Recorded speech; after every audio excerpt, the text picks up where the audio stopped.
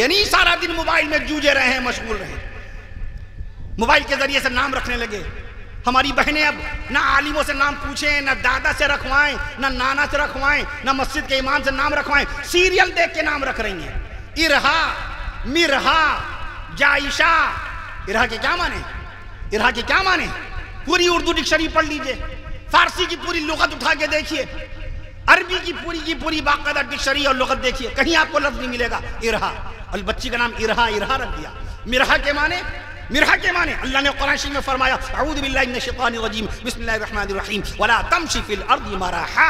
اللہ کی زمین پہ اکڑ کر کے مت چلو، اللہ کی زمین پہ اکڑ کر کے مت چلنا۔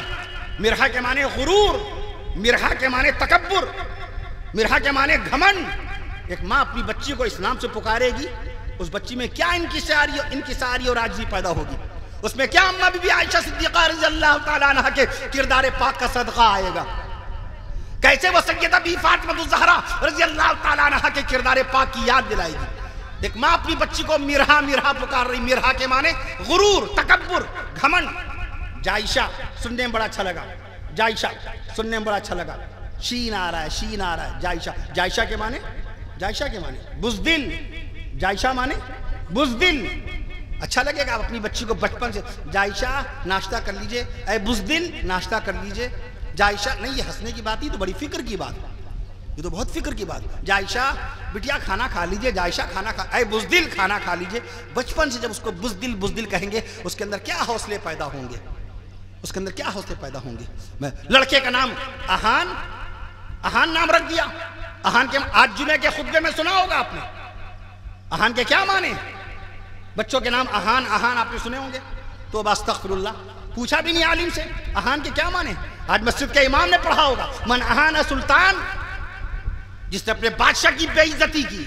اہان کے معنی ذلت، اہان کے معنی بے عزتی، اہان کے معنی رسوائی، اور جگہ جگہ اہان۔ ہم نے لکھنؤ میں کتنے مقامات پر نام بدلوائے، ماشاءاللہ بدلے بھی، لوگوں نے بدلے۔ کون رکھے گا ایسا نام؟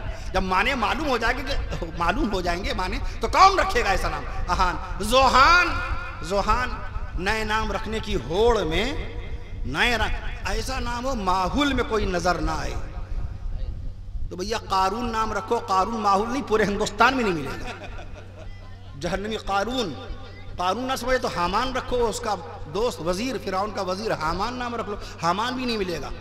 ایسا نام ہو اس محلے میں کوئی نہ ہو، خاندان ددیال ننیال سسرال میں کوئی ہو نہ، بس اسی ہوس اور اسی لالچ میں غلط نام رکھے جا رہے ہیں۔ زوہان کے معنی کٹنا، الگ ہو جانا۔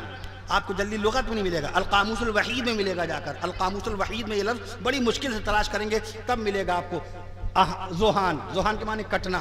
جب بچپن سے اماں پکار رہی زوہان آئیے ناشتہ کر لیجئے، اے کٹنے والے، اے جدا ہونے والے، اے مجھ کو چھوڑ کے بھاگ جانے والے، آئیے ناشتہ کر لیجئے، کھانا کھا لیجئے۔ اور جب شادی کے بعد وہ بیوی کو لے کے الگ ہو جائے گا تو اماں روئیں گی، میرا بیٹا ہمیں چھوڑ کے چلا گیا، میرا بیٹا ہم سے جدا ہو گیا۔ ارے وہ تو آج جدا ہوا ہے، اور وہ بھی شادی شدہ ہو کر جدا ہوا، اپنی بیوی کو لے کے الگ ہوا۔ شریعت کے اعتبار سے اس نے کوئی گناہ کا کام نہیں کیا، مگر آپ تو بچپن سے اس کو جدا کر رہی ہیں زوہان کہہ کر کے۔ زوہان کے معنی جدا ہونے والا، کٹ جانے والا، رشتہ توڑ لینے والا، زوہان۔